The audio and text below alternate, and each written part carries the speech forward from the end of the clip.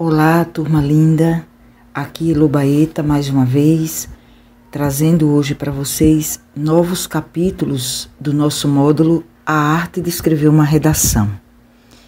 Na aula de hoje iniciamos uma nova fase nos nossos conteúdos, hoje entrando no terreno da autoria, a chamada autoria. A partir de agora, nossas aulas tocarão nos principais comportamentos textuais do autor de redação. Após termos tocado na inspiração aberta pela leitura e interpretação das fontes e dos textos motivadores, vamos visitar ao longo das nossas aulas de agora por diante o poder de síntese, da coesão e da coerência, o ineditismo, a capacidade de seduzir com as palavras próprias de um autor de redação, dentre outros.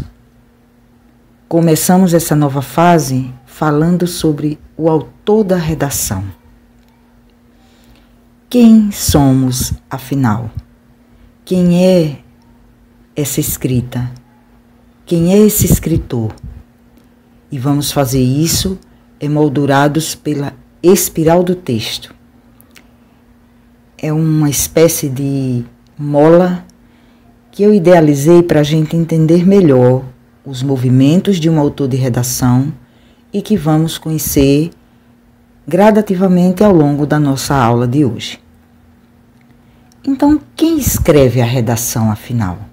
Quem é esse escritor? Quem é esse autor? Qual é a missão dele? Acho muito importante a essa altura, agora a gente chegando na nossa 15ª aula, a gente conhecer o que estamos fazendo, em termos de escrita e em termos, como eu falei, de autoria. Então, quem é esse escritor? Quem somos nós? Quem são vocês no momento em que estiverem sendo submetidos a uma prova de redação? Primeiro, é importante a gente entender que um autor de redação é, antes de tudo, um escritor que a gente chama de público. E por quê? O que é que isso quer dizer? O que é isso, escritor público? É aquele em que escreve não só para ele, mas ele escreve para ser lido, para que algum leitor, em algum lugar desse mundo, toque no seu texto e possa, então, ele virar a sua ideia, se tornar pública. Então, por isso, todo escritor, na verdade, todo autor, é um escritor público no momento em que ele publica o texto. E no caso da redação, no momento em que a redação é entregue, é composta, é escrita. O autor de redação, ele é também um porta-voz de ideias e opiniões. A gente já viu, por A mais B, que a tese nada mais é do que uma ideia, um ponto central que eu extraio do tema. E essa ideia, ela vai se materializar no texto a partir da expressão do meu ponto de vista, da minha opinião, da maneira como eu penso o problema do tema.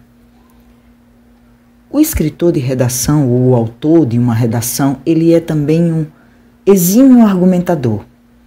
Ele tem que ser, ele deve ser aquela pessoa que sabe muito bem comprovar suas opiniões, que sabe muito bem buscar em algum lugar da sua memória, em algum compartimento, algo que possa comprovar, justificar, mostrar que a sua opinião faz sentido, ainda que ela não seja aceita.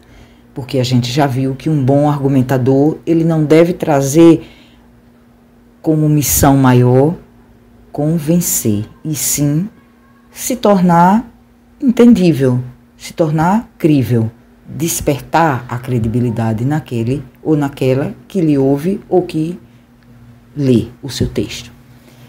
O autor de redação, ele é também um pesquisador.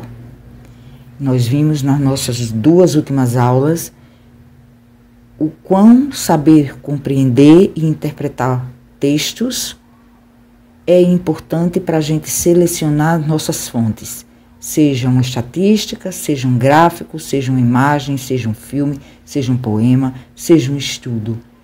E para isso a gente precisa investigar, a gente pesquisa, a gente busca opiniões, pensamentos, teorias que façam sentido, que se afinem à nossa opinião. Isso é a pesquisa. Pesquisa é investigação.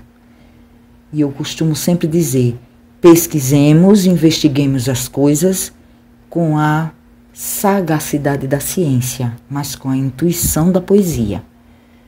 Porque a intuição, ela vai dar aquele toque crítico, questionador. O autor de redação, ele é também um intérprete. Nós já vimos que o argumento se sela, se constitui, se conclui, se materializa quando eu expresso a minha opinião e em seguida eu compreendo e interpreto, utilizo as minhas palavras para interpretar, para expressar, para falar, para escrever sobre o pensamento de alguém que, lógico, se afina ao meu. E em seguida eu cito. Então, o autor de redação, ele precisa ser um exemplar intérprete, um bom intérprete. O autor de redação, ele é também um eu autônomo. Eu gosto dessa expressão.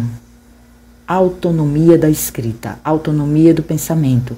No momento em que eu toco num estudo, numa pesquisa, numa teoria, numa obra, que leio, que guardo na minha memória e que interpreto, trago para a redação, para a minha redação, eu estou ali exercendo também a minha autonomia de expressar a maneira como eu penso e de mostrar que faz sentido a maneira como eu penso. Então eu tenho autonomia de me expressar com a escrita e automaticamente de pensar, porque a gente já sabe que toda escrita inicia no pensamento.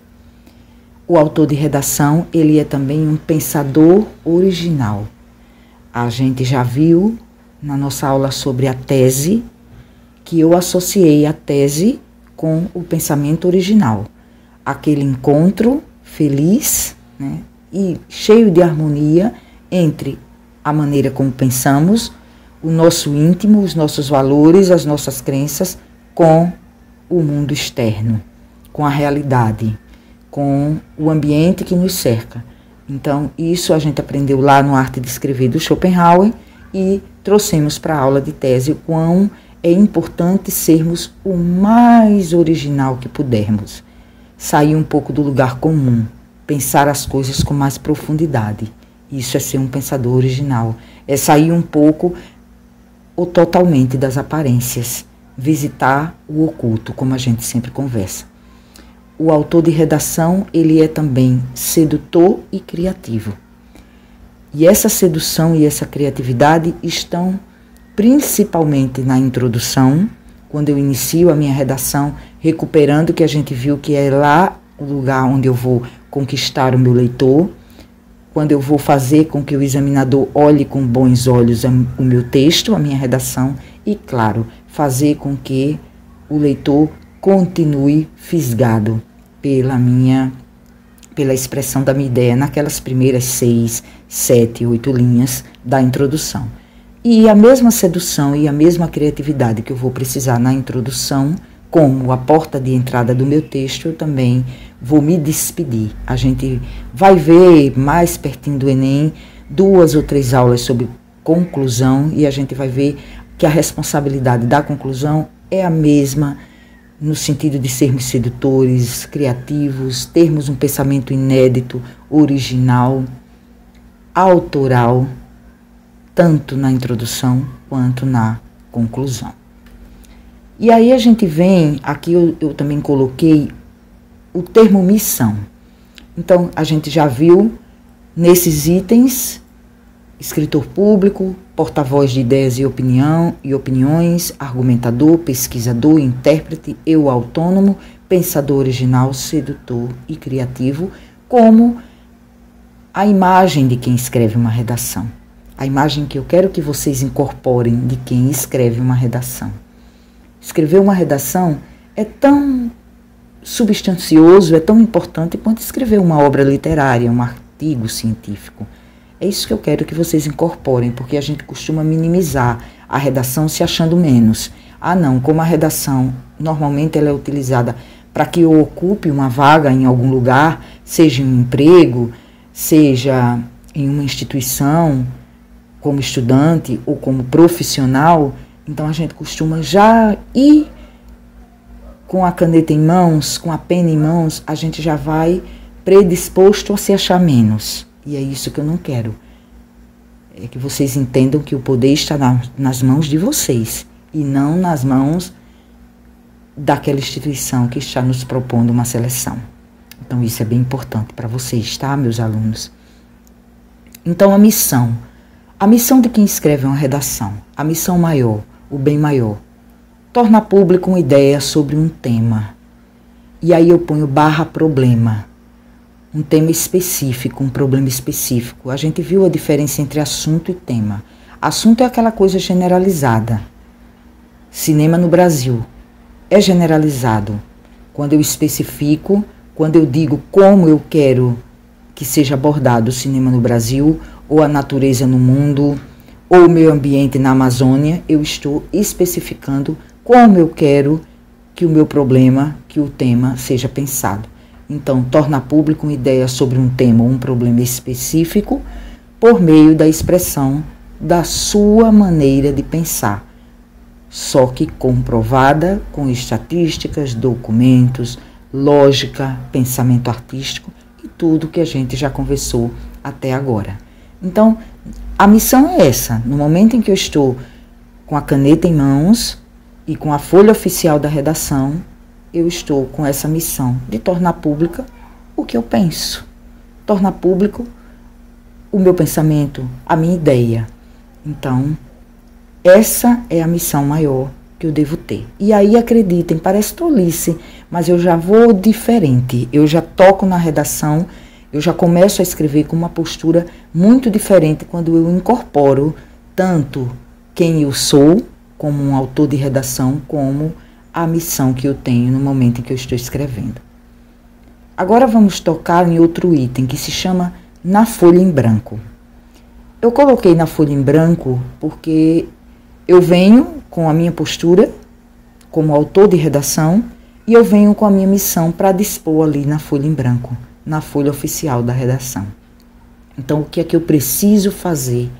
O que é que eu preciso ter? Quais são os comportamentos? Quais são os meus objetivos, os meus desejos quando eu toco na folha em branco? Primeiro, ser compreendido. Nós já vimos em outras aulas o quão é frustrante quando a gente começa a conversar com alguém e a gente já viu que o texto é prosa. O texto nada mais é, prosa é conversa, só que é uma conversa com o meu leitor. E a conversa é a conversa oral, conversa rotineira do dia a dia, mas o texto também é uma conversa, texto em prosa, conversa.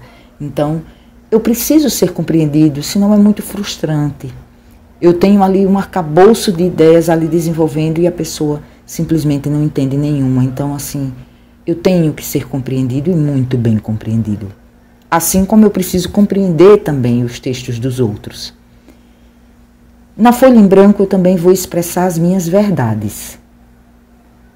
A gente já viu que opinião nada mais é do que eu visitar com comprovações, evidentemente, porque senão eu fico no achismo, eu fico simplesmente nas minhas impressões pessoais e a gente já viu que escrever uma redação não é gosto. Eu gosto ou não gosto, eu posso ou não posso, não. Escrever uma redação é expressar uma opinião com uma comprovação lógica, verdadeira. Então, eu vou expressar ali as minhas verdades comprovadas. Eu também preciso, na folha em branco, despertar credibilidade. Não há coisa pior em uma conversa ou em um texto do que eu não ser compreendido e, claro, não despertar credibilidade. Tudo que eu quero quando eu falo com alguém, quando eu converso com alguém e, logicamente, quando eu escrevo e vou tornar público o meu texto, eu quero que acreditem no que eu estou dizendo. Acreditem que é verdade, então despertar a credibilidade. No fundo, o autor de redação, ele vai condensar, vários tópicos que a gente já trabalhou nos conteúdos. Na folha em branco, eu também preciso ter coesão nas palavras utilizadas e coerência nas minhas ideias. E aí, como a gente viu na abertura da nossa aula de hoje, coerência e coesão estão quase que na linha de frente de agora em diante, para a gente tocar como eu sou coeso e como eu sou coerente em um texto. Coesão ligada às palavras, a maneira como eu vou dispor as palavras de maneira que façam sentido nas frases e as frases nos parágrafos. E a coerência ligada basicamente ao alinhável entre um parágrafo e outro, ou seja, entre a introdução, da introdução para o desenvolvimento, do desenvolvimento, primeiro parágrafo para o segundo do desenvolvimento e do segundo parágrafo para a conclusão. Então eu preciso ter um alinhável, né? A tessitura, que a gente já viu que é um texto, como se fosse linhas de um tecido. Então, linhas que eu vou alinhavando e fazendo sentido. Senão, fica aquela coisa bagunçada, né? Então, coerência nas ideias, coesão nas palavras. Vamos ter uma aula sobre isso. Uma outra questão na folha em branco é o poder de síntese. Então, é o poder de eu ler, de eu tocar nas fontes e eu saber sintetizá-las, para não ficar aquela pessoa que fala e nada diz. Então, o poder de síntese vai ser outro ponto que vamos tocar mais para frente. Na folha em branco, eu também preciso propor uma boa compreensão e interpretação ao me inspirar nos textos motivadores. Nós já vimos que eu sempre vou lembrar, inspirar, diferente de copiar, diferente de reproduzir. Eu vou tocar naquela ideia que o texto motivador me traz e a partir dali eu vou compor a minha própria ideia. Então, isso é inspiração.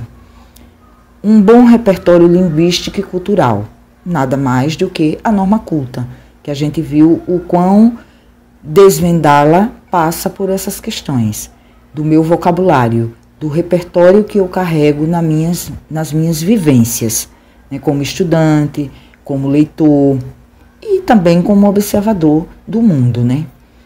Na folha em branco, eu também preciso ainda demonstrar uma relação satisfatória com a língua mãe. Então, o repertório linguístico e cultural, mais essa relação, essa utilização tranquila, correta com a minha língua mãe, com o meu idioma. No nosso caso, a língua portuguesa, o português. Então, por isso que é uma das competências. Porque, no fundo, tudo isso que a gente está conversando, todas essas ações na folha em branco, elas nada mais são do que competências exigidas. Também preciso ter um repertório de valores sociais. Eu precisava muito acrescer esse elemento, esse item, repertório de valores sociais. Isso se chama a minha ética, o meu caráter enquanto sujeito que vive em sociedade. O que é ético para mim? O que é valoroso enquanto trabalhador, enquanto cidadão brasileiro, enquanto votante, enquanto um ser democrático? Eu preciso ter muito claro em mim, com muita ética, esse repertório de valores sociais que eu carrego e que ele vem assim sendo construído ao longo da nossa vida. Ele nunca para de se construir. É até o último dia da nossa existência a gente está construindo o nosso repertório de valores sociais, muito necessário para a gente poder abordar qualquer problema ou problemática do tema. E, finalmente, na folha em branco, eu também vou ser um leitor.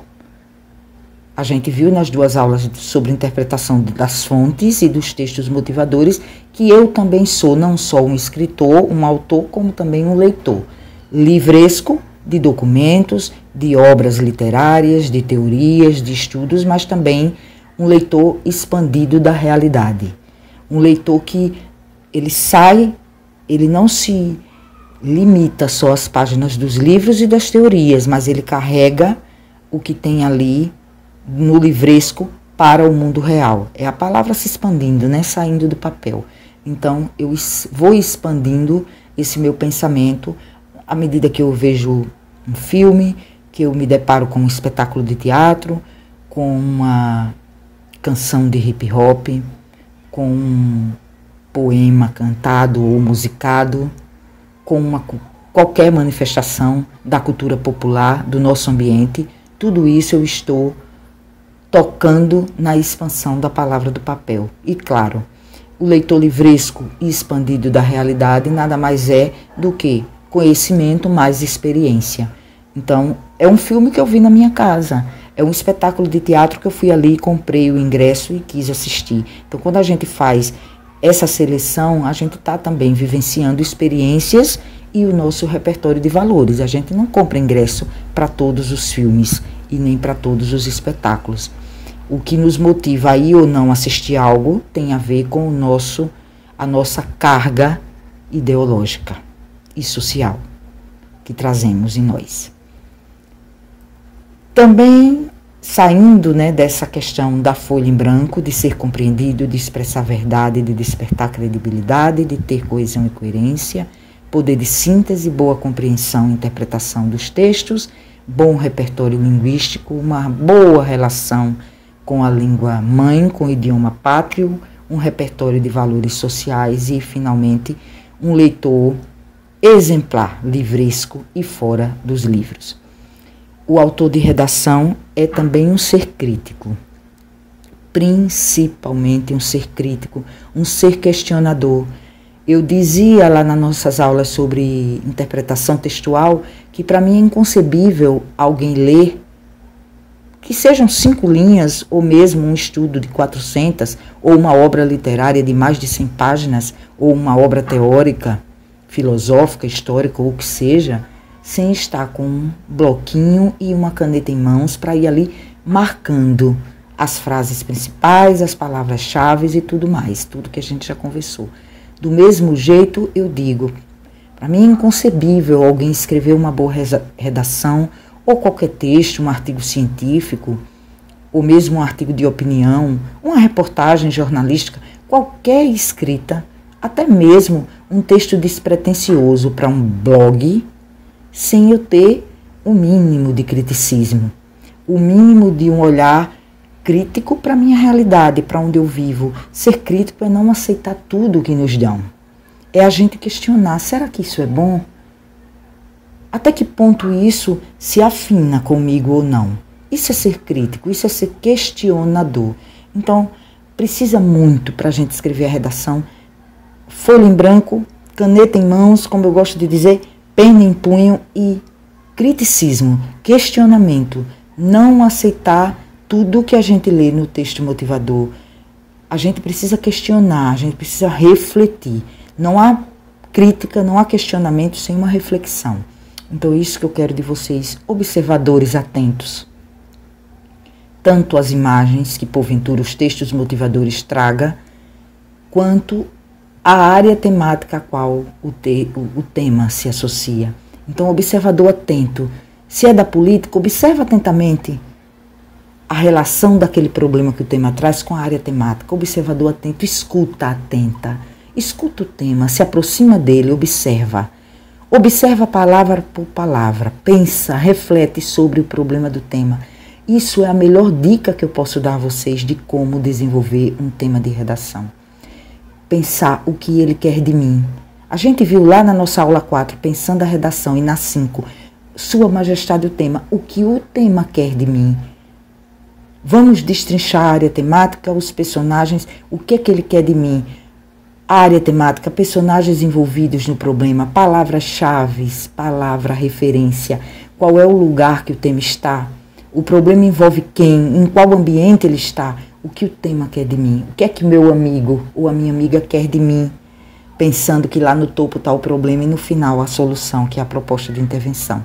Então, pensar em tudo isso.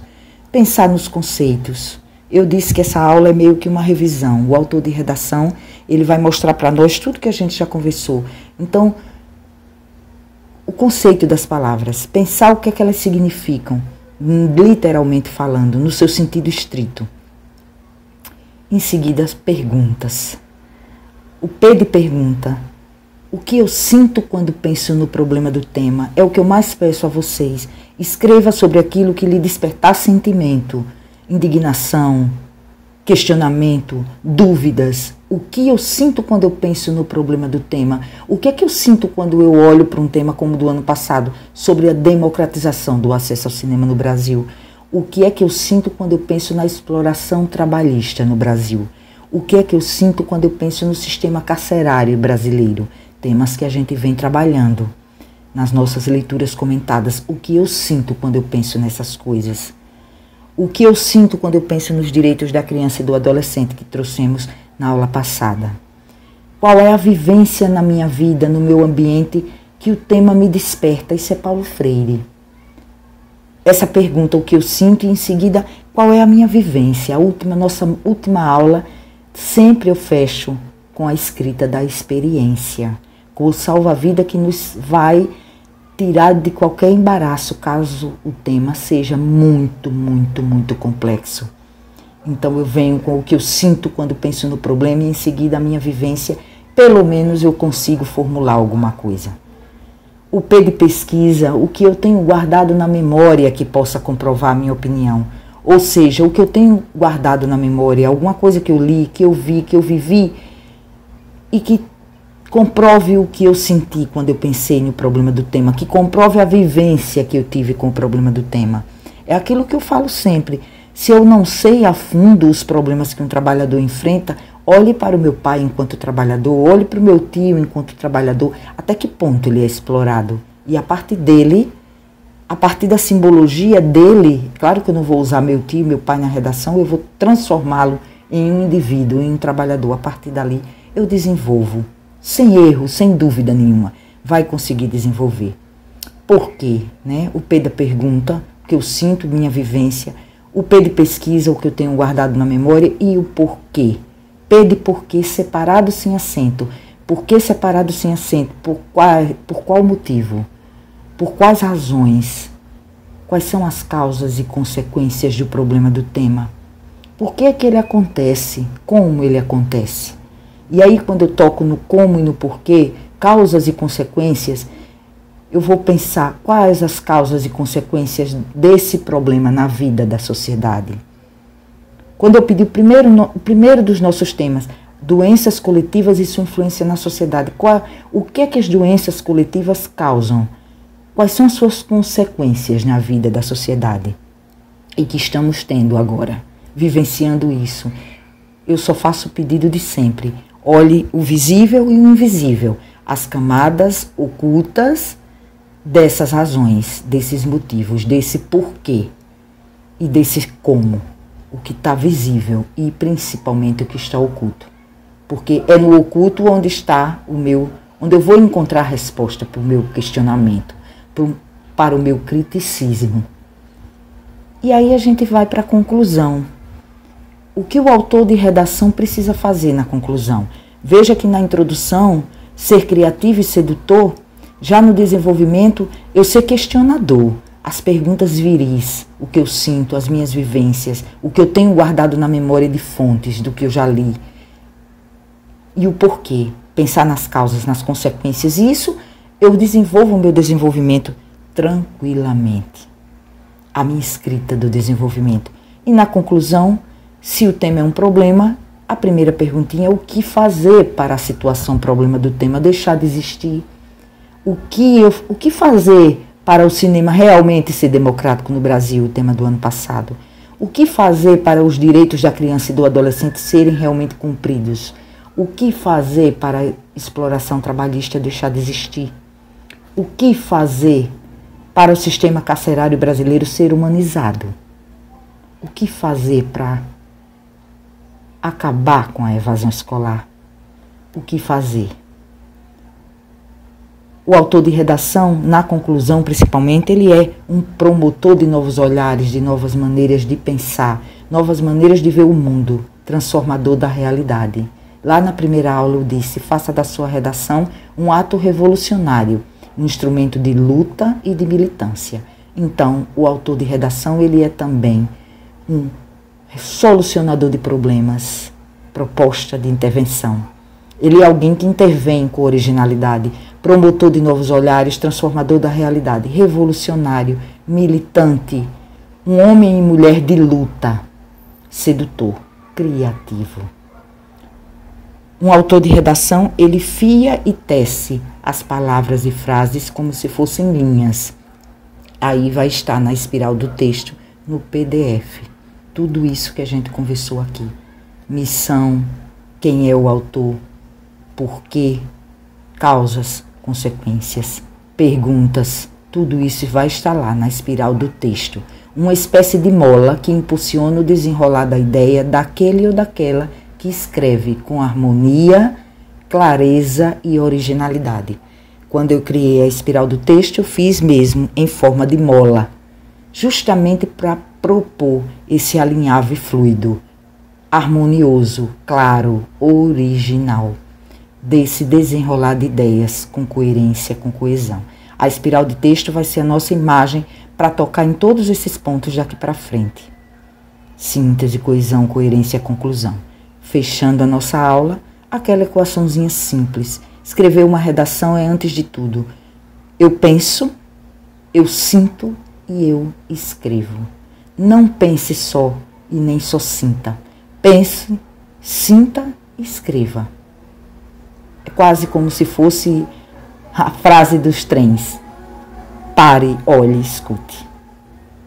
Eis os principais segredos de um autor de redação, que eu queria muito trazer para vocês, porque de agora em diante vamos precisar muito ter bem clara essa imagem de quem somos, autores, escritores, e principalmente empoderar-se dessa imagem, dessa missão do autor de redação. Beijinhos e até o nosso próximo encontro, quando a gente já vai tocar na síntese textual. Até a próxima!